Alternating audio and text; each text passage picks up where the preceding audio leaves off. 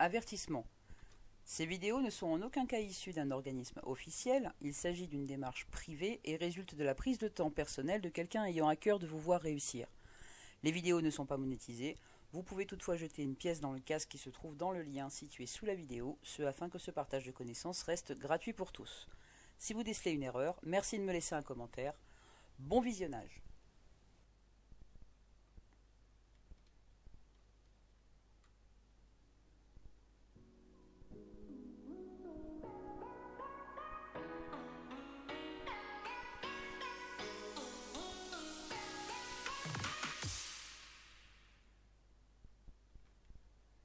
Bienvenue dans le casque à outils. Alors aujourd'hui, qu'est-ce qu'on va faire? On va faire le module 2. Le module 2, c'est le code de la sécurité intérieure et le PM. Donc on va vraiment se focaliser sur les articles qui concernent les policiers municipaux et les polices municipales de toute façon. Allez, on est parti. Donc, vous pouvez prendre des notes. La fiche de révision sera en dessous de la vidéo. Je ne ferai pas d'interro là-dessus. Je vais partir du postulat où je vais faire plusieurs vidéos et après je ferai une grosse interro derrière parce que ça nécessite énormément de travail au niveau de faire les slides PowerPoint et ça prend vraiment trop de temps pour moi en fait. Donc je vous en ferai une grosse interro à la fin de plusieurs vidéos. Vous êtes prêts? Allez, c'est parti. Donc nous sommes dans le code de la sécurité intérieure. Code de la sécurité intérieure, donc le livre 5, les polices municipales, parce qu'on est plusieurs. Chaque police municipale est différente dans chaque commune. Le titre premier concerne les agents de police municipale. Donc, ça regroupe les articles L511-1 à R515-20 et ça regroupe l'ensemble des décrets et lois régissant la profession. C'est-à-dire que tous les décrets, toutes les lois qui sont parues depuis 1999 ont été basculés dans le code de la sécurité intérieure. Donc c'est souvent sur Légifrance qu'on le trouve, alors que on trouve les décrets, ils sont abrogés, mais ils sont toujours existants grâce à ça en fait. Donc le chapitre premier, ça concerne les missions, les recrutements et la modalité d'exercice des agents. Dans le chapitre premier, il y a des sections. La section 1, ce sont les missions. La section 2, c'est les nominations et agréments. La section 3, les cartes professionnelles, tenues et équipements. La section 4, le port d'armes et règles d'usage des armes. La section 5, la formation continue. Donc, on part sur la section 1, les missions. Les missions sont déterminées par l'article L511-1. Rappelez-vous, c'est celui que vous mettez sur l'entête de vos rapports. C'est vraiment celui qui régit un petit peu toutes vos missions. Donc cet article il dit « Les agents de police municipale exécutent les ordres du maire en matière de prévention et de surveillance du bon ordre, de la tranquillité, de la sécurité et de la salubrité publique. Ils veillent au respect des arrêtés de police du maire et verbalisent les contrevenants. Ils verbalisent les infractions au code de la route et également sont compétents en matière d'urbanisme aussi. Donc pas besoin d'une assermentation particulière là-dessus. On est compétent de toute façon grâce au code de la sécurité intérieure. On est toujours dans l'article L511-1. Il est un peu long celui-là, mais il regroupe vraiment beaucoup de choses. Donc, les policiers municipaux exercent leurs fonctions sur le territoire communal ou éventuellement intercommunal si jamais il y a des accords entre les communes là-dessus. Dans une manifestation, périmètre qui soit sécurisé ou pas, ou la surveillance de l'accès à un bâtiment communal, les policiers municipaux peuvent inspecter visuellement et fouiller les bagages, effectuer des palpations de sécurité, de même sexe que la personne qui est palpée de toute façon, par contre, le tout avec le consentement de la personne. Si la personne vous dit non, vous n'avez aucun moyen d'aller faire ouvrir son sac. Ça veut dire demi-tour, madame, demi-tour, monsieur. Mais sinon, vous n'avez pas le droit d'aller palper, d'aller inspecter visuellement, de fouiller les bagages sans leur demander leur consentement en fait. C'est la grosse différence avec les fouilles qui peuvent être faites par les OPJ, où eux par contre ils ont le droit. Mais on n'est pas OPJ, nous ne sommes qu'agents de police judiciaire adjoints, APJA. Si le maire les affecte à la sécurité des transports publics, les policiers municipaux peuvent verbaliser au code du transport sur le territoire de la commune. C'est-à-dire que si on a la mission justement de sécuriser le bus qui parcourt la commune, on s'arrête vraiment en bout de commune. On ne dépasse pas la commune de toute façon, quoi qu'il arrive. Par contre, on peut verbaliser si la personne n'a pas son ticket, par exemple. C'était pour la section 1. La section 2, nomination et agrément. Ça, c'est les articles L511-2 à L511-3. 2 articles, ça va. Mais ils sont quand même cossus. Donc, les fonctions d'agent de police municipale ne peuvent être exercées que par des fonctionnaires recrutés par les statuts particuliers. C'est-à-dire, il faut qu'ils aient soit un concours, soit qu'ils accèdent par la voie du détachement, soit par l'intégration directe, soit par la promotion interne. Il n'y a pas 36 solutions pour devenir PM, il faut remplir des conditions particulières. Les agents de police municipale sont nommés par le maire ou le président de l'établissement public de coopération intercommunale, les EPCI, rappelez-vous, agréés par le préfet et le procureur, donc c'est un double agrément, puis assermentés au tribunal de police. Sur ces agréments et cette assermentation, ils restent valables tant qu'ils continuent d'exercer les fonctions d'agent de police municipale.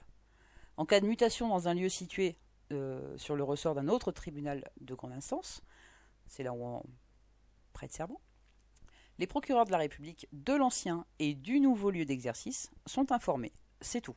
On n'a pas besoin de repasser par la case agrément, assermentation comme on le faisait déjà bien avant. Ça, c'est déjà un gros plus. Toujours la section 2, toujours la suite, sur la nomination et les agréments. L'agrément peut être retiré par contre ou suspendu par le préfet ou le procureur après consultation du maire ou du président de l'EPCI. Par contre, en cas d'urgence, l'agrément il peut être suspendu par le proc sans qu'il soit procédé à cette consultation. C'est-à-dire vous faites une grosse bévue, que ce soit au niveau personnel, un délit de grand excès de vitesse, ou vous cassez la figure à quelqu'un et vous êtes arrêté, le proc il peut très bien dire, sans même consulter votre maire, non mais attends, toi t'as un port d'armes, t'as un machin, t'as tout ce qu'il faut, t'es agréé, t'es assermenté, je suspends tes agréments. Donc tu peux plus bosser. Fini. Le temps d'enquête, forcément. Mais en attendant, si tu veux plus bosser, t'es pas payé non plus. Donc il faut être super vigilant là-dessus. La perte d'agrément, c'est vraiment une catastrophe personnelle, je dirais, quand ça arrive. Hein. Parce que les délais de jugement sont très très longs. Donc tu as des collègues qui peuvent rester 3 ans sans salaire. Et là, il faut tenir. Hein. Donc vous perdez beaucoup de choses là.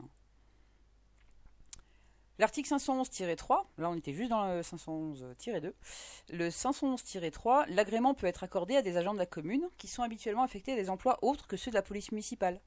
C'est-à-dire le jardinier en été, comment dire, vous êtes dans une station d'hiver, en été, ou une station de ski, voilà. Votre commune c'est une station de ski. L'hiver, l'été, les agents techniques de la ville, ils s'occupent des fleurs. Ceux qui s'occupent des fleurs, et l'hiver, on va les basculer en assistants temporaires de police municipale. Uniquement dans les stations touristiques et stations classées, attention. Hein. Donc, c'est-à-dire les stations balnéaires et les stations de ski. Ça peut être aussi un agent temporaire que vous recrutez uniquement 6 mois dans l'année, ou 3 mois, ou 2 mois, ou 1 mois. Ils peuvent être dans les véhicules de PM, il n'y a pas de problème. Ils sont marqués police municipale, agent temporaire, assistant temporaire de police municipale sur leur tenue, c'est clairement identifié. Par contre, ils ne peuvent porter aucune arme, ils ne peuvent pas être assermentés à ce titre-là. En règle générale, on les assermente en ASVP. Comme ça, ils peuvent quand même verbaliser au stationnement. Mais sinon, ils ne peuvent porter aucune arme, ni faire réellement le métier de PM. Ils sont juste là pour rajouter de l'effectif, on va dire. Ça en fait déjà un paquet, non? J'en ai pas encore au chapitre 2. Respirez. Allez, on y retourne. La section 3, la carte professionnelle, tenue et équipement. Donc ça, c'est l'article L511-4. Toujours du CSI. Hein. La carte professionnelle, la tenue, la signalisation des véhicules de service et les types d'équipements dont sont dotés les agents de police municipale font l'objet d'une identification commune à tous les services de police municipale. Et ils sont de nature à n'entraîner aucune confusion avec ceux utilisés par la police nationale et la gendarmerie nationale. Qu'est-ce que ça veut dire? Ça veut dire que on a tous une carte professionnelle. On ne peut pas faire autrement. On a une carte professionnelle qui est éditée par l'imprimerie nationale. Donc c'est quelque chose de vraiment professionnel, officiel. La tenue en elle-même, elle est codifiée, c'est-à-dire c'est un bleu spécifique, le Pantone est spécifique, la couleur est spécifique. La signalisation qui est dessus aussi, sur la tenue, est spécifique aussi, c'est-à-dire l'écusson sur le côté, sur le bras gauche qui est obligatoire, la bande blanche, la tribande blanche en travers de la poitrine qui est obligatoire aussi, et ainsi de suite. La bande bleue sur le pantalon, le long de le passe-poil, excusez-moi, le passe-poil bleu obligatoire le long de la jambe, ainsi que la signalisation justement des véhicules de service. Pour que justement les PM se ressemblent un petit peu, même s'ils sont différents, même si elles sont différentes selon les communes, au moins qu'elles aient un visuel assez similaire, pour justement ne pas rester comme c'était avant, les décrets qui sont sortis là-dessus. Parce qu'avant, on voyait de tout. On voyait des voitures bleues, on voyait des voitures blanches, on voyait marqué police municipale en bleu, en rouge, en vert, et ainsi de suite. Au niveau de la tenue, on voyait des gens habillés en gris, en marron, en rose, en n'importe quoi. Les grades, c'était pareil. Il y en a qui portaient même des grades de préfet. Il n'y avait pas de codification là-dessus. Donc tout ça, ça codifie un petit peu tout ça. Pardon. La confusion avec les services de police autres, que ce soit gendarmerie ou police nationale, elle est différenciée en fait justement par cette fameuse bande qui traverse la poitrine, le passe-poil sur le côté, la voiture qui est blanche et la signalisation, la sérigraphie des véhicules qui est d'un certain type. Logiquement, ça ne devrait pas entraîner de confusion. Maintenant, sur le terrain, qu'on ait un uniforme de postier, de pompier, de police nationale, de gendarmerie ou de police municipale, ils en ont rien à faire, ils tirent quand même. Le port de la carte professionnelle et celui de la tenue sont obligatoires pendant le service. Si vous ne l'avez pas, vous pouvez être, retenu pour un défaut de, vous pouvez être retenu pour un défaut de professionnalisme, carrément quoi. Donc c'est une faute, ça peut être une faute. D'exercer sans la tenue, d'exercer sans la carte professionnelle, ça peut être une faute. À savoir que n'importe qui peut vous demander votre carte professionnelle, à n'importe quel moment. Et vous êtes tenu de lui présenter. Ce qui est tout à fait logique. Section 4. Le port d'armes et les règles d'usage des armes. Article L511-5 à L511-5. Premièrement. Donc, le 511-5. Les agents de police municipale peuvent être autorisés nominativement par le préfet du département, sur demande du maire, à porter une arme, sous réserve de l'existence d'une convention de coordination des interventions de la police municipale et des forces de sécurité de l'État. Je ferai une vidéo spécifique sur tout ce qui est port d'armes et règles d'usage des armes, parce que c'est un très très très gros sujet qui peut vous être demandé. Donc ça, je ferai vraiment une vidéo spécifique avec ça. Lorsque l'agent est employé par un établissement public de coopération intercommunale et mis à disposition de plusieurs communes, la demande d'armement est établie conjointement par l'ensemble des maires des communes où il est affecté. C'est-à-dire que sur le papier, sur la demande écrite au préfet, il faut que tous les maires des communes signent. Les types, catégories, conditions d'acquisition de détention sont aussi encadrés. Il y a des décrets pour ça. J'y reviendrai vraiment sur la vidéo spécifique sur port d'armes et règles d'usage des armes. On est toujours dans le port d'armes et règles d'usage des armes. Le 511-5 premièrement, les agents de police municipale autorisés à porter une arme peuvent faire usage de leurs armes dans les conditions et les cas prévus au premier alinéa de l'article L435-1 du Code de la sécurité intérieure, je précise. C'est ce qu'on appelle l'état de nécessité. C'est en plus de la légitime défense basique en fait. Et cet article-là, qu'est-ce qu'il dit? Il dit, pour l'alinéa justement qui nous concerne, le premier alinéa donc, premier alinéa, dans l'exercice de leurs fonctions, les agents de police peuvent faire usage de leurs armes en cas d'absolue nécessité et de manière strictement proportionnée. Uniquement lorsque les atteintes à la vie ou à l'intégrité physique sont portées contre eux ou contre autrui ou contre les personnes armées qui menacent leur vie ou leur intégrité physique ou celle d'autrui. C'est ce qu'on appelle l'état de nécessité. C'est pas tout à fait pareil que la légitime défense, mais c'est dans le cadre de la légitime défense aussi. Ça fera partie de la vidéo spécifique sur les règles d'usage des armes, hein. Ne vous inquiétez pas là-dessus. C'est juste pour info, quel est l'article qui est visé justement dans cet article-là. La section 5, formation continue, donc c'est L511-6, qui dit quoi? Outre la formation initiale d'application, ce qu'on appelle la FIA chez nous, les policiers municipaux reçoivent une formation continue dispensée en cours de carrière et adaptée aux besoins des services, en vue de maintenir ou parfaire leur qualification professionnelle et leur adaptation aux fonctions qu'ils sont amenés à exercer. Ça veut dire quoi tout ça? Au départ, il y a la formation initiale de gardien, ou de chef de service, ou de directeur, ou quoi que ce soit. On a une formation initiale. Celle-là, elle dure 6 mois, 9 mois, ça dépend dans quelle catégorie on est. En plus de ça, on reçoit une formation continue. C'est-à-dire que ce soit le GTPI, que ce soit GTPI, geste technique et police intervention, c'est l'entraînement au menottage, à l'utilisation du tonfa, l'entraînement au tir, pour ceux qui sont armés, tout ça. Donc ça déjà à la base, il y a une formation continue qui est obligatoire déjà là-dessus.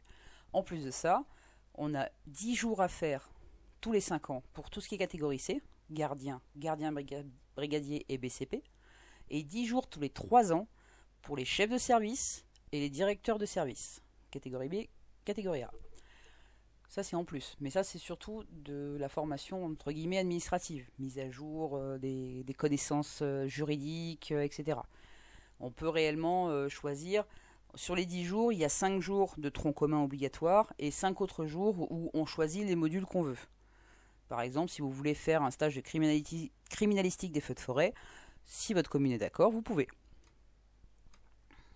Cette formation est organisée et assurée justement par le Centre national de la fonction publique territoriale, le CNFPT, qui a le monopole là-dessus.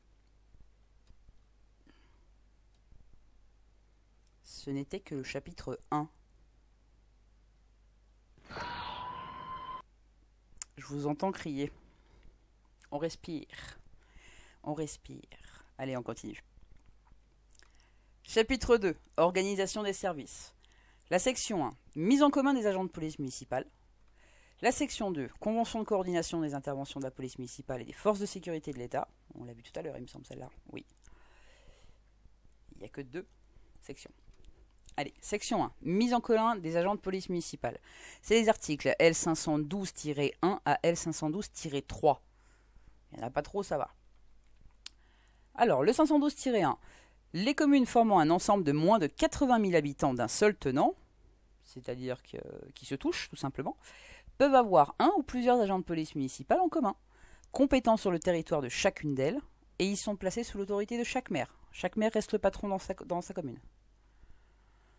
Comme chaque agent de police municipale est mis à disposition des autres communes par la commune qui l'emploie, dans les conditions prévues par une convention transmise au préfet du département. Donc il faut vraiment qu'il y ait une convention. Cette convention, conclue entre l'ensemble des communes intéressées, précise les modalités d'organisation et de financement de la mise en commun des agents et de leur équipement. Ces communes se dotent d'une convention de coordination obligatoirement. La demande de port d'armes est établie conjointement par l'ensemble des maires de ces communes. Ceux-ci désignent parmi l'autorité qui sera autorisée par le représentant de l'État dans le département à acquérir et détenir les armes. Toujours dans la section 1. Le 512-1, il a 1. Pour l'exercice des missions, les communes formant un ensemble d'un seul tenant peuvent autoriser un ou plusieurs agents de police municipale à intervenir sur le territoire de chacune d'entre elles dans les conditions prévues par la Convention. Donc on reste sur la chose qu'on a dit précédemment, c'est que s'ils veulent participer justement à la mutualisation des moyens, eh ben, les agents ils sont à disposition de chaque collectivité. Pendant l'exercice de leurs fonctions sur le territoire d'une commune, ces agents sont placés sous l'autorité du maire de la commune. Ça se répète, mais ça veut bien dire que le maire reste le patron dans ses pouvoirs de police propres. Je ne parle pas de la police spéciale. Je parle des pouvoirs de police propres. Il ne peut pas les déléguer. Il ne peut pas la donner au président d'Interco, par exemple. Il est obligé de rester l'autorité référente dans cette commune. Si vous avez une intervention à faire dans cette commune, c'est à ce maire-là que vous référerez, pas à celui de la commune d'à côté. Le 512-2. À la demande des maires de plusieurs communes appartenant à un même établissement public de coopération intercommunale à fiscalité propre, petite parenthèse, vous voyez bien que fiscalité non propre, on ne les cite plus maintenant. Fermez la parenthèse. Celui-ci peut recruter, après délibération de 2/3 au moins des conseils municipaux des communes intéressées, représentant plus de la moitié de la population totale de celle-ci, ou de la moitié au moins des conseils municipaux des communes représentant les 2/3 de la population. Un ou plusieurs agents, en vue de les mettre à disposition de l'ensemble de ces communes. Donc ça définit vraiment les règles de comment est-ce qu'on fait une police municipale intercommunale. Ça, c'est vraiment les règles de comment est-ce qu'on peut faire. Les agents de police municipale qui ont été recrutés comme ça, les stagiaires comme les titulaires, exercent sur le territoire de chaque commune où ils sont affectés. Pendant l'exercice de leurs fonctions sur le territoire d'une commune, ils sont placés sous l'autorité du maire de cette commune. Ils se répètent, mais c'était pour rassurer les maires, parce qu'ils ont vraiment peur de perdre leur autorité là-dessus.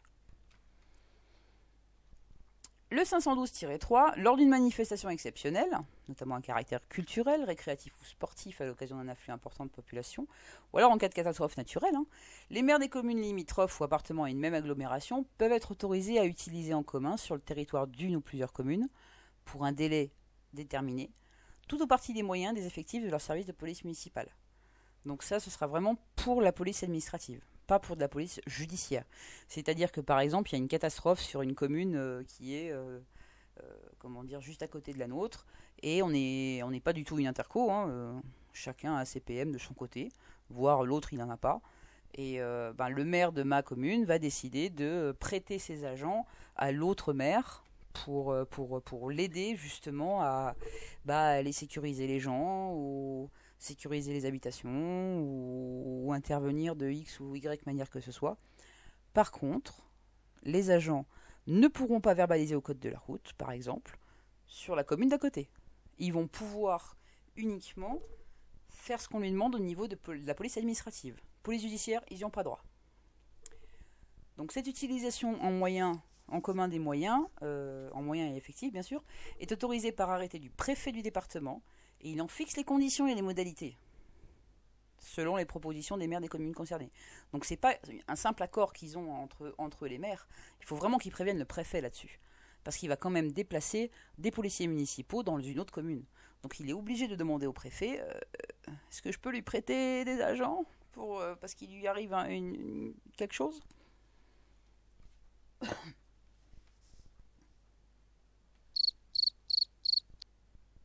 Fermez-moi cette bouche grande ouverte. C'est pas fini. On continue ? Allez, c'est parti. La section 2, la convention de coordination des interventions de la police municipale et des forces de sécurité de l'État. C'est l'article 512-4 à 512-7. Donc le 4, 512-4, il dit que dès qu'un service de police municipale comporte au moins 5 agents de police municipale, y compris d'agents mis à disposition de la commune par un établissement public de coopération, une convention de coordination des interventions est conclue entre le maire de la commune, le président de l'établissement public de coopération intercommunale, s'il existe, le préfet du département, après avis du proc. Cette convention peut également être conclue à la demande du maire lorsqu'un service de PM compte moins de 5 emplois d'agents de police municipale. C'est-à-dire qu'à partir de 5 agents de police municipale, on est obligé de faire une convention de coordination avec la gendarmerie, la police nationale, ça dépend le secteur sur lequel on est, et le préfet. Le procureur n'a qu'un avis à donner sur cette convention. Lorsque les agents de 512-5, lorsque les agents de police municipale sont mis à disposition de plusieurs communes par une EPCI, une convention intercommunale peut être conclue à la demande de l'ensemble des maires concernés et en substitution des conventions prévues. L'acte est signé par les maires, le président d'établissement, le préfet, après avis du ou des procureurs de la République, parce qu'il peut y avoir plusieurs tribunaux, plusieurs tribunaux compétents selon les territoires. L'essentiel étant la continuité de territoire, rappelez-vous. Le 512-6, la convention de coordination entre la police municipale et les forces de sécurité de l'État, précise la nature et les lieux d'intervention des agents de police municipale. détermine les modalités selon lesquelles ces interventions sont coordonnées avec celles de la police et de la gendarmerie nationale. Donc en fait, ça cible vraiment le comment on va travailler ensemble, comment on va communiquer ensemble, comment on va pouvoir réagir en cas de problème, etc. etc. Donc ça, c'est vraiment à faire avec le commissaire ou le commandant de la brigade de gendarmerie ou du groupement. Et puis forcément le chef de service de police municipale qui va rédiger un petit peu tout ça, qui est le pilote de tout ça, je dirais. L'accord du président public de coopération l'accord du président de l'EPCI ne porte que sur la mise à disposition des agents de police municipale et leur équipement. Il ne peut pas faire autre chose. Il ne peut pas dire ah bah non, je veux qu'ils fassent les points école. Non, c'est uniquement leur équipement et combien d'agents je te donne. À défaut de convention, les missions de police municipale ne peuvent pas s'exercer au-delà de 23 heures. On ne peut faire que de 6 heures à 23 heures si on n'a pas de convention de coordination. Si on est moins de 5 agents en général.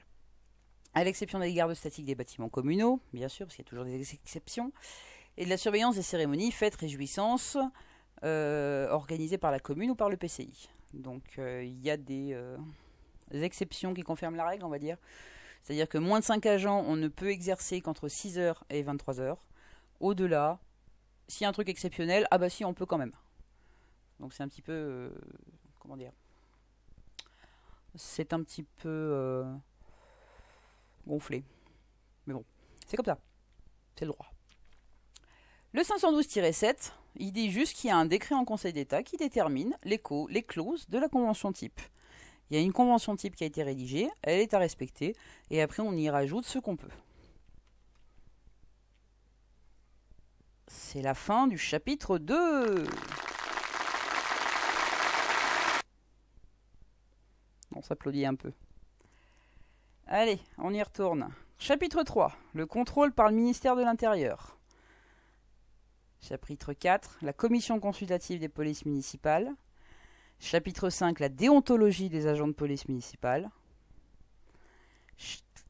Donc ça, c'était le titre 1. Titre 2, les gardes champêtres. Titre 3, dispositions particulières applicables à Paris. Titre 4, dispositions relatives à l'outre-mer. Je vous entends crier dans le fond, là. Allez, chapitre 3, contrôle par le ministère de l'Intérieur. C'est l'article L513-1. Qui dit quoi? À la demande du maire, du président de l'EPCI, du préfet ou du proc, et après avis de la commission consultative des polices municipales, le ministre de l'Intérieur peut décider de la vérification de l'organisation et du fonctionnement d'un service de police municipale. Il en fixe les modalités après consultation du maire, ou, le cas échéant, après consultation du président de l'EPCI, et de chacun des maires concernés. Cette vérification peut être opérée par les services de l'inspection générale de l'État, l'IGN, et les conclusions sont transmises au préfet du département, au procureur, au maire des communes concernées et, le cas échéant, au président de l'EPCI. La demande de vérification par le président de l'EPCI ne peut porter que sur la mise à disposition des agents ou leur équipement, pas plus.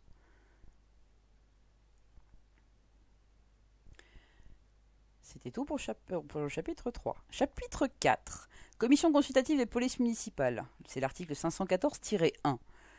Une commission consultative des polices municipales est créée auprès des ministères de l'Intérieur. Elle est composée pour un tiers de représentants des maires des communes employant des agents de police municipale, pour un tiers des représentants de l'État, et pour le dernier tiers de représentants des agents de police municipale, choisis par les organisations syndicales représentatives des fonctionnaires territoriaux.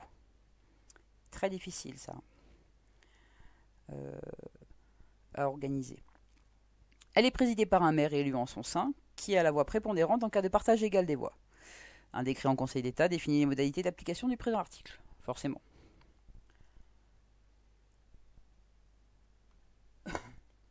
Chapitre 5, la déontologie des agents de police municipale. C'est l'article 515-1. Il dit quoi? Un code de déontologie des agents de police municipale est établi par décret en Conseil d'État après avis de la commission consultative des polices municipales. Et c'est tout. Le décret en lui-même, je vous l'éplucherai dans une vidéo à part, parce que c'est un gros morceau aussi, ça.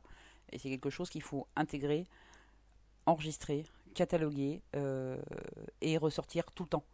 C'est pas un code de déontologie qu'on lit une fois et qu'on met dans un tiroir. Non, on n'est pas des journalistes. Il faut vraiment l'appliquer. Le titre 2 concerne les gardes champêtres, qui sont petit à petit aspirés au niveau de la police municipale. Ils deviennent des agents de police municipale à part entière de plus en plus. Ça sert à rien que je vous le développe. Le titre 3, dispositions particulières applicables à Paris. Pareil, Paris c'est un état dans l'état, il y a des dispositions particulières, mais il n'y a pas vraiment d'utilité à ce que je le développe non plus. Le titre 4, les dispositions relatives à l'outre-mer. Étant donné qu'on est un petit peu en métro, je vois pas pourquoi on vous poserait des questions sur l'outre-mer. Mais il y a des dispositions particulières qui sont relatives justement au territoire d'outre-mer. Voilà déjà pour ça. C'était le code de la sécurité intérieure. Je vous ai fait peur? Pas de souci. Il y a plus simple pour retenir la base. Très franchement. Je vous fais une fiche de révision, regardez. Pour faire plus simple. Le livre 5 du Code de la sécurité intérieure concerne les polices et les agents de police municipale. L'article L511-1 à R515-20 regroupe l'ensemble des décrets et lois régissant la profession. Jusque-là, tout va bien. Le chapitre 1er, c'est les missions du policier municipal, les nominations et les agréments, la carte professionnelle, tenue et équipement, le port d'armes et règles d'usage des armes, et la formation continue. Le chapitre 2, c'est l'organisation des services. Ça comprend la mise en commun des agents de police municipale et les conventions de coordination des interventions de la police municipale et des forces de sécurité de l'État. Le chapitre 3, le contrôle par le ministère de l'Intérieur. Le chapitre 4, les commissions consultatives des polices municipales. Le chapitre 5, la déontologie des agents de police municipale. Le titre 2, les grades champêtres. Le titre 3, les dispositions particulières applicables à Paris. Et le titre 4, les dispositions relatives à l'outre-mer. Voilà. C'est tout. C'est la fin. C'était un très très gros morceau, mais vous avez vraiment la fiche de révision qui se trouve sous la vidéo, qui va vous simplifier les choses au maximum pour pouvoir le retenir de manière efficace en fait. J'ai tenu à le développer parce que c'est quand même quelque chose d'assez conséquent, d'assez important pour nous le CSI, parce qu'on a de plus en plus de choses à l'intérieur, de pouvoir à l'intérieur. Il faut vraiment savoir de quoi on parle. Par contre, vous pouvez très bien simplement vous baser sur la fiche de révision pour justement vous mettre ça dans la tête si on vous pose des questions. Voilà. Et ben, merci de m'avoir suivi. J'espère que j'ai pas été un petit peu trop redondante dans mon dialogue. C'était très très long à faire, très très long à parler. Donc on verra pour la prochaine. J'essaierai de faire beaucoup plus synthétique, on va dire. Même si là c'est synthétisé déjà. Et bien bonne fin de journée et à bientôt.